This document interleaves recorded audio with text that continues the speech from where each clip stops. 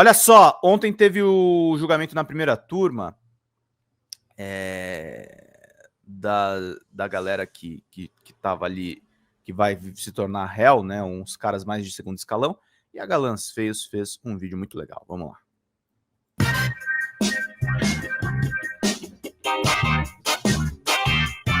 O julgamento dos patriotários está acontecendo. Sim. Está acontecendo e cenas lamentáveis foram testemunhadas hoje, ontem e sempre. Né? Teve um julgamento na denúncia dos golpistas do STF, a advogada fez uma defesa aqui, ó, vou mostrar para vocês, que é uma coisa inacreditável.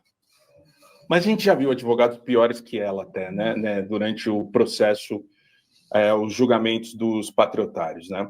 Julgamento da denúncia dos golpistas no STF, a advogada fazendo a defesa de um dos golpistas. A própria ABIN, desde julho de 2020, já investigava urnas. Carmen Lúcia, o que é investigável? Advogada, excelência, confesso que não sei. Carmen Lúcia, muito obrigado. É verdade, isso aconteceu e a gente vai ver agora. A própria BIM, desde julho de 2020, já investigava urnas. Giancarlo não produziu nada novo. Giancarlo não reinventou nenhuma fake news. A advogada acaba de afirmar que, eu estou citando o que copiei, a BIM já investigava as urnas desde 2020. O que é investigava? Excelência, confesso que não sei, mas está trazido nos autos. Muito obrigada. São muito preparados os advogados que foram arranjados para esses investigados, né? Mas é aquilo, Beze, é aquilo que a gente fala, né? O advogado nunca perde a causa, quem perde é o cliente. E aí, no caso, estamos vendo que o cliente é que se fudeu numa dessa aí. Vamos ver ela de novo, não, é ela continua tranquila, ela não vai perder a OAB, entendeu? Não vai acontecer nada. Cara. Hoje tá rolando aí, né, esse julgamento aqui com mais um grupo daqueles que foram acusados de participar da trama golpista. Hoje tem o Ailton Barros, são 7 no total, né? Sei lá. É o núcleo 4, Beze. São 7, sim. São 7 réus que estão sendo julgados, tá? Por crime de extrema gravidade contra a nossa república. Bom dia, Miroca. Vamos ver aqui, então, de novo, para vocês que acham que ouviram errado, não, é isso que a advogada falou mesmo. Não sei. Confessou crime. Não sei. Hoje sim, hoje não. A própria BIM, desde julho de 2020, já investigava urnas. Giancarlo não produziu nada novo. Giancarlo não reinventou nenhuma fake news. Obrigado, Ana Borba. A advogada acaba de afirmar que, eu estou citando o que copiei, a BIM já investigava as urnas desde 2020. O que é investigava? Excelência, confesso que não sei, mas está trazido nos autos. Muito obrigada. Cara, imagina a BIM do Ramagem investigando urnas. O Helder, eu tentei me colocar na posição da advogada aí dos patriotários. É muito difícil, acho que você... A gente já trouxe essa conversa uma vez, né, de advogados que vão lá para o STF, encaram Xandão, Carmen Lúcia, Fux, né, Zanin, o Flávio Dino, todo o colegiado aí, a primeira classe ali do STF. Não é fácil. E aí você ir despreparado ainda, porra, aí é complicado, né? Porque você fica numa situação muito frágil, né? Você está fragilizado ali, porque você já está na frente de pessoas que são, né, ministros do STF, que chegaram até lá, que estudaram muito, tirando uns ou outros aí. Tirando os dois. Mas tirando os dois, o resto estudou muito para chegar até ali, né? E você se vê sendo inquirido também por esses ministros, não é fácil, Helder. Eu vou passar um pouco de pano para essa advogada, que eu acho que ela estava bem nervosa, Helder. Como eu ficaria também na frente de todos esses ministros.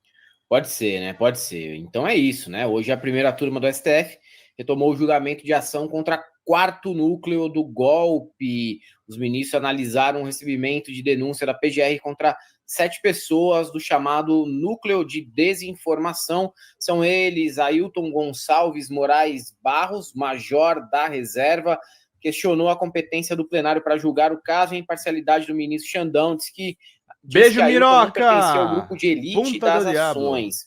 Ângelo Martins e Nicole, major da reserva, argumentou que a denúncia responsabiliza o acusado por atos de terceiros e falou em excessos na acusação.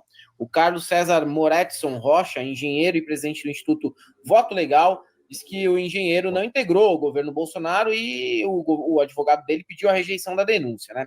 O Giancarlo Gomes Rodrigues, subtenente do Exército, alegou que o acusado, né, a defesa dele alegou que o acusado não produziu nem disseminou informações falsas sobre as autoridades.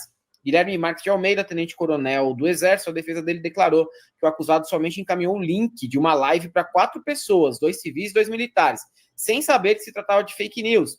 Marcelo Araújo Bormevete, agente da PF, ex-integrante da ABIN, a defesa dele afirmou que a ausência de justa causa como fundamento necessário para recebimento da ação penal e que não tem vínculo com os demais investigados, a não ser por Giancarlo, que era seu subordinado na ABIN, e Reginaldo Vieira de Abreu, que é coronel do Exército.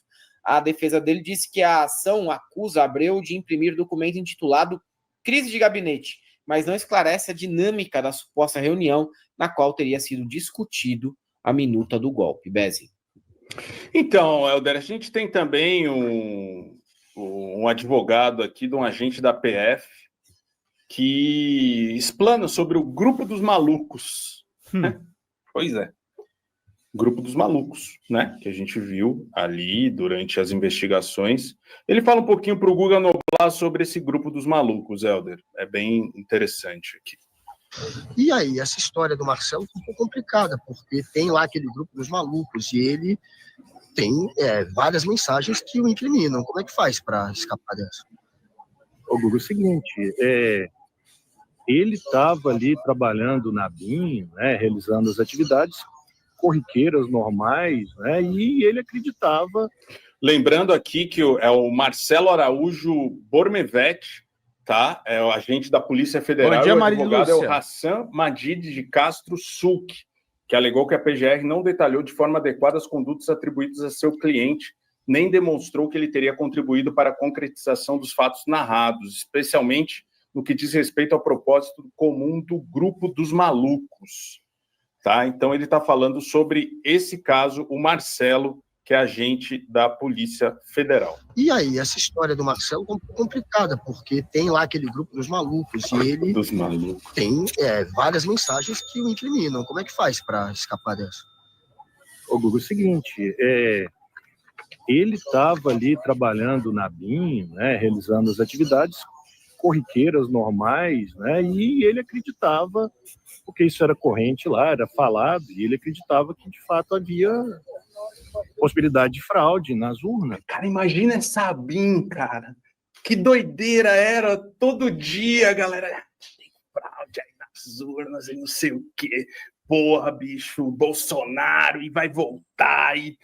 Cara, que loucura, né? Que loucura que foi esse momento, esses 4 anos de Bolsonaro, cara. Os caras não trabalhavam, eles ficavam nos grupos dos malucos lá no WhatsApp, né? Fazendo fake news, criando coisas. Os caras eram da BIM, mano.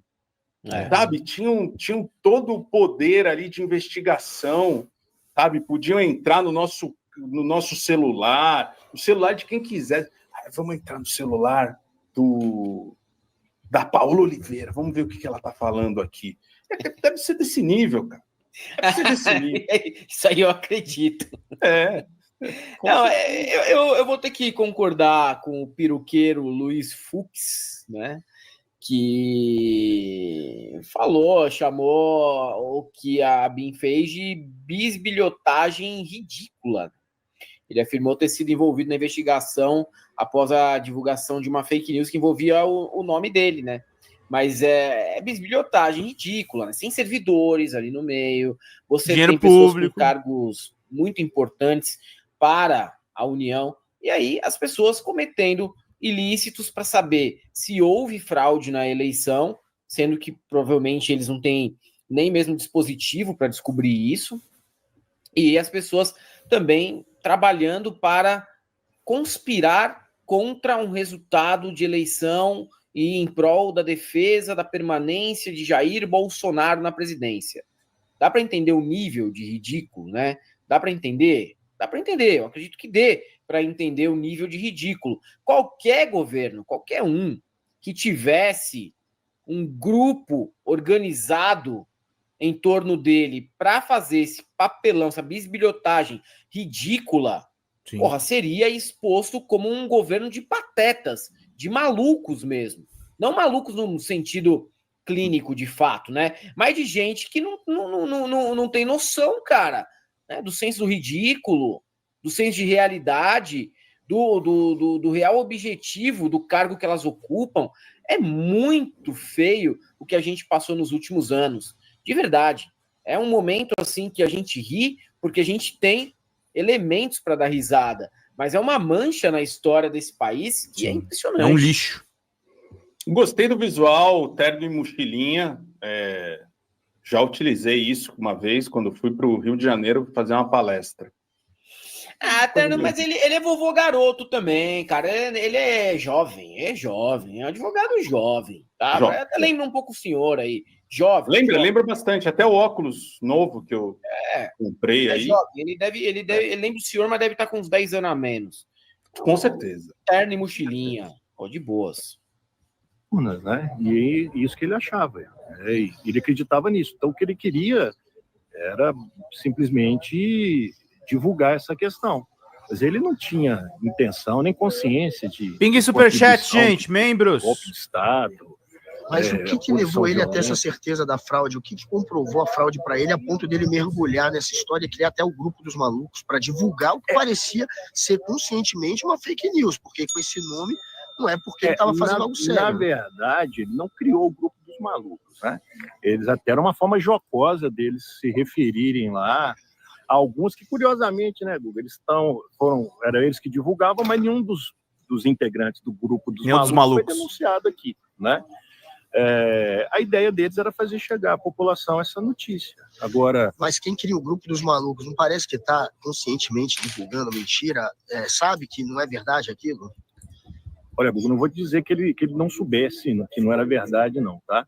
Mas daí dizer que com isso ele contribuiu para golpe de Estado é um salto, um salto triplo aí para chegar nessa conclusão que, se você for ler a denúncia e os elementos dos autos, não se sustenta. O que o senhor aguarda aqui desse dia? Ele provavelmente vira réu? Olha, se a gente for analisar o resultado dos julgamentos anteriores, né, a conclusão que a gente chega é que sim. Mas a gente espera, né, que com a defesa que a gente apresentou e que com a sustentação oral que a gente vai fazer, né, com a atenção dos ministros lá, que possa haver, com relação a ele, não ser recebido, mas sendo bastante franco. Vamos, gente, pingue superchats. O mais provável que seja recebido, sim. Tá aí, grupo dos malucos. Grupo dos malucos. Não passa muita credibilidade, né? Quando o cara fica mordendo a parte interna da boca ali, mostrando que não tá muito seguro do que vai falar. Não passa tanta credibilidade, não, o advogado, Bessi. Mas, te falar, se tivesse mais 4 anos de governo Bolsonaro, eu tenho certeza que eles venderiam todos os prédios de Brasília e governariam de forma remota, pelo grupo de Zap. Não ia precisar de prédio, cara. Não ia precisar de sede de governo. Eles já meio que governavam por grupo de Zap. Pode ver, a BIM paralela, que na verdade era oficial e tinha participação de gente de outras instituições, já era administrada por meio de grupo de Zap. Você teve o gabinete paralelo de saúde também, você lembra disso? Com Capitã Cloroquina, Anise Yamaguchi. Não precisava mais de ministério. Mais 4 anos eles iam vender isso daí para aquela empresa do Rubens Menin, lá, MRV.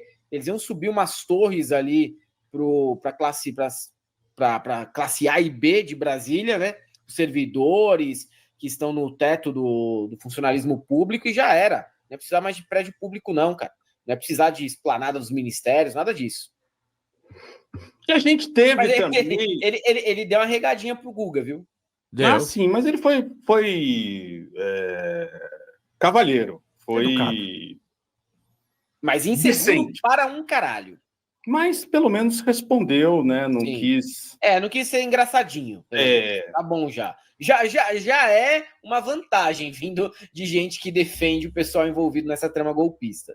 Fala pessoal da Folha Democrata, que é Pedro Zambarda, editor do canal, falar um pouquinho a respeito da necessidade de vocês financiarem a Folha Democrata, gente. A Folha Democrata é financiada através de um Pix chamado Folha Democrata, é o endereço do Pix, né? folhademocrata@gmail.com. Nós precisamos do nosso jornalismo financiado por vocês que são do nosso público, porque nós passamos vários perrengues aqui com o YouTube, vocês sabem muito bem. E mesmo assim, graças a essa comunidade muito unida, a gente conseguiu fazer lives históricas, acompanhar praticamente ao vivo a campanha do Guilherme Boulos, trazer informações exclusivas a respeito de Gustavo Gayer, de Olavo de Carvalho, de todos os bolsonaristas, combater as fake news e tudo o que a gente acompanha. Por R$80 no nosso Pix, você ganha um curso de roteiro para série, o que é muito importante se você é artista, roteirista, se você lida com essas